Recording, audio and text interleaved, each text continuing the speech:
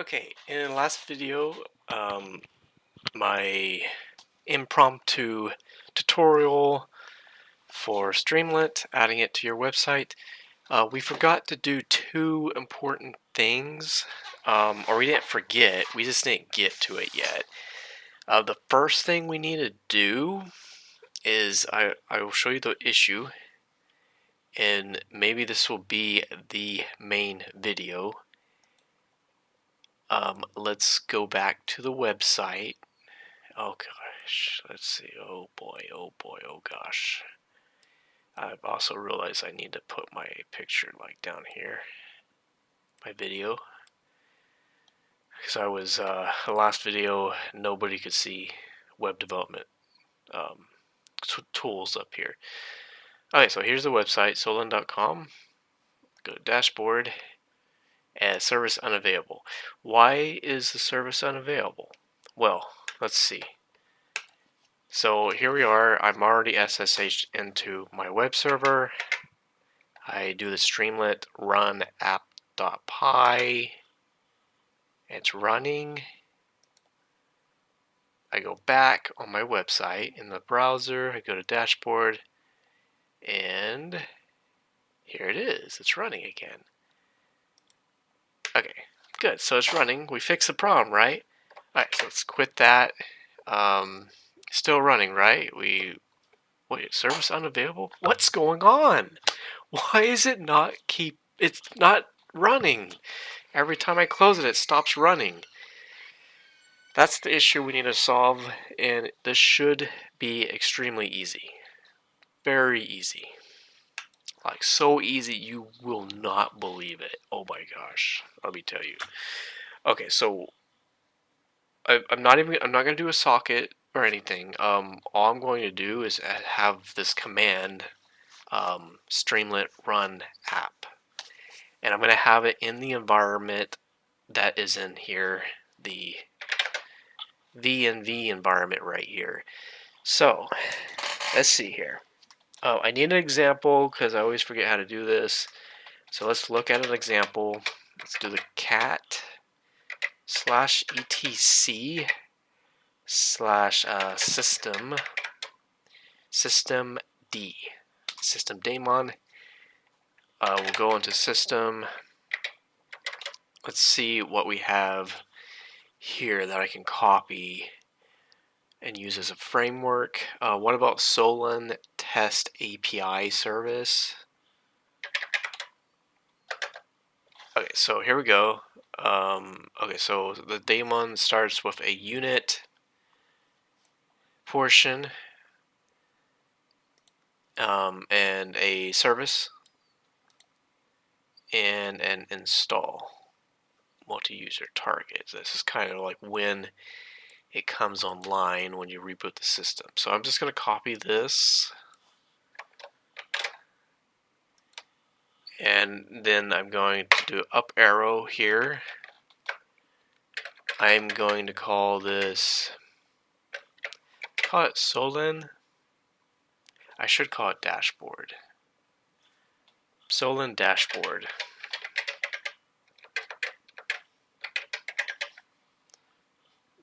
.service. Then we're going to go back. We need to do a sudo vim. Oh, sudo vim. Okay, here we go. I to get into insert, Control Shift V. Okay, then I'm going to modify this to an I. This is just a simple, not a socket or anything. It is just the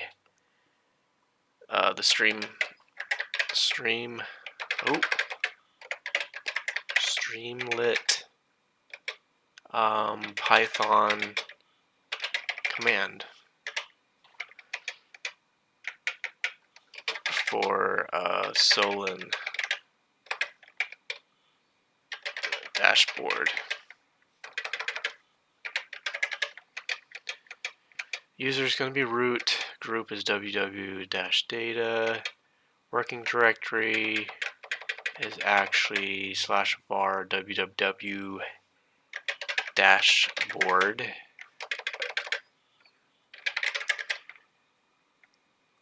and the environmental path is almost like that. It's going to be like this, dashboard,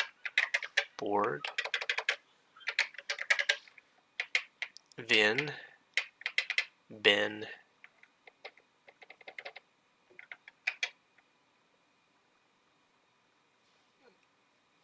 let me just copy this right here.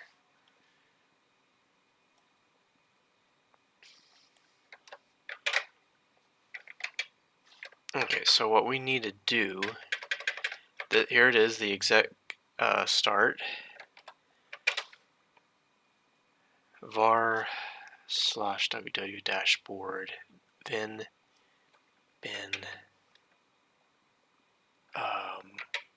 Python. I think that's right, Python. We will check it and we will test it.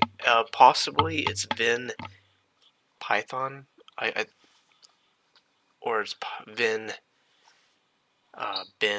Python. That should be correct.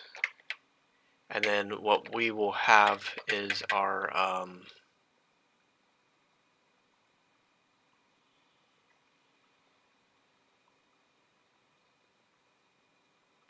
why is there a I don't know why that's here. Let me get rid of that. Okay, Python, and then Streamlit app.py.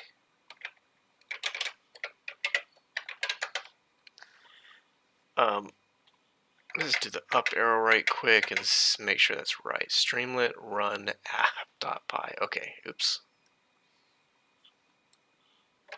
Another thing I need to check. Okay, let's check something right quick. ls bin, and let's see what we have here. Stream. Okay. So I did that completely wrong because we're not going to use. We're using Python, but it has its own Streamlit command line tool, and we need to use that. And of course, you can't see it. There it is right here. Here it is, Streamlit. Okay. So let me go to the up arrows again, and let's go back to that seolynn dashboard service file that's inside system Daemon. We need to go into here, do an I, Control Shift B. Okay, this is what we want to do. Is we want this right here. /var /www /dashboard /bin venv /bin /streamlit run app.py. Escape, $wq, and then we need to do the sudo systemctl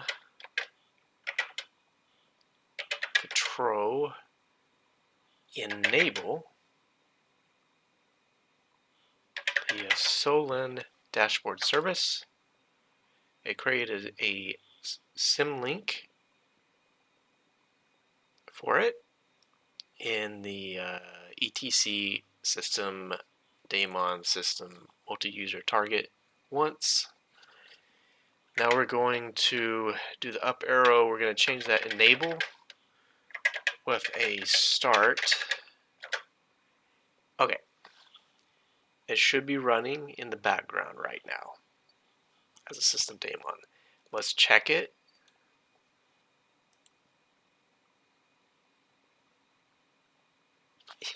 Yeah. Okay. I think I'm going to stop there. The last video was like 30 or 40 minutes long, like crazy long. I want this to be a really short video, a short win, and keep it very simple. And then also, this could be something that you could use if you wanted something else to run all the time on reboot, and then also run continuously. Yeah, I know it's probably better to have a socket, a .sock file, and to use Gunicorn or something like that. But for now, we're just keeping this super simple, really simple right now. Yeah, we'll get to the point to where we make this a little bit better. But that's it. That's the end of this tutorial. Stay safe and keep on learning things. And see you in the next one. And yes, we will get the GitHub thing. We'll do that on the next one. Because I have a feeling, because I was doing everything on the web server instead of on a development environment and then deploying to the web server, that maybe I might run into some issues with that one. All right. See you guys later.